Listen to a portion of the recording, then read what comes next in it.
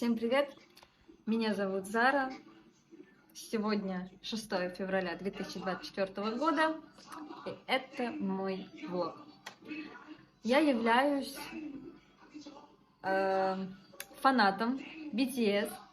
Я являюсь участником проекта, который девочки пишут песню для BTS, в том числе и я пишу, помогаю в какой-то степени. Вот. И хотела бы с вами немножечко сегодня поболтать, поговорить немножечко, рассказать о себе, как я пришла в кей-поп, как я стала фанатом BTS и почему это случилось. Так вот, давайте начнем. Как я и говорила, меня зовут Зара, мне 23 года, я живу в городе Санкт-Петербург.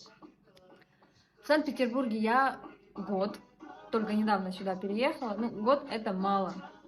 Все мы это понимаем, но все же. Знаете, бывают моменты, когда перегораешь с какой-то ситуации, в хобби, работа.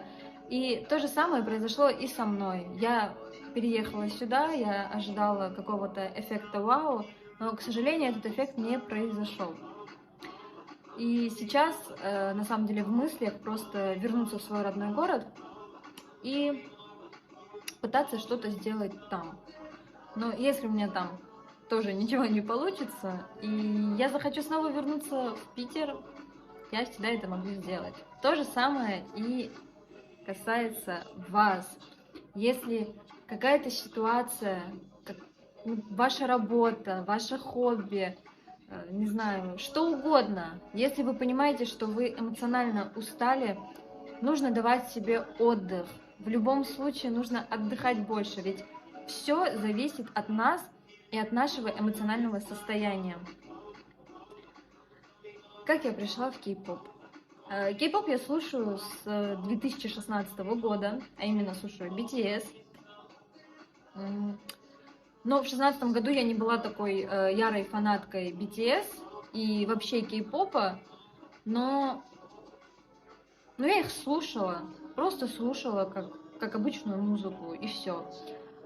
В 2020 году произошли некоторые переломные моменты в моей жизни, об этом мы поговорим, возможно, в дальнейшем, если вам будет интересно это все узнать.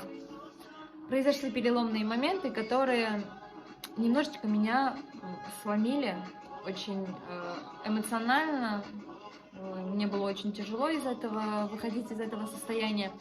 И в этот момент в моей жизни появились BTS. 7 прекрасных мужчин с прекрасными песнями, которые помогали в плане поддержки. Очень слова песен, они прям до глубины души меня, знаете, как будто просто тронули очень сильно. И таким образом, я считаю, что я стала армией в 2016 году, хотя я не так яро слушала, не была прям фанаткой, но я их слушала, они мне очень нравились. И только в 2020 году я уже начала окончательно их слушать, они мне очень нравились, и до сих пор мне нравятся очень сильно. Кстати, мой биэс — это Пак Чимин.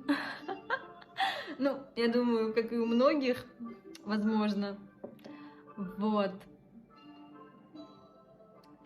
Я говорила о эмоциональном состоянии. Как я и говорила, девочки, нужно всегда давать себе немножечко отдохнуть. Ведь наша красота, наше здоровье, здоровье нашей головы, наших мыслей, все зависит от эмоционального состояния. Все зависит лишь от нас, от наших мыслей, как мы все воспринимаем. За этим нужно немножечко следить, давать себе отдыхать, и все. Возможно, еще будут со мной видео, если вам будет интересно узнать обо мне больше,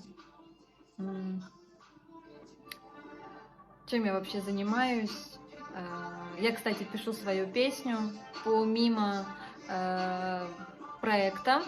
Я пишу уже свою песню. Об этом можно узнать у меня в Инстаграме. Ссылочку на мой Инстаграм можно найти внизу.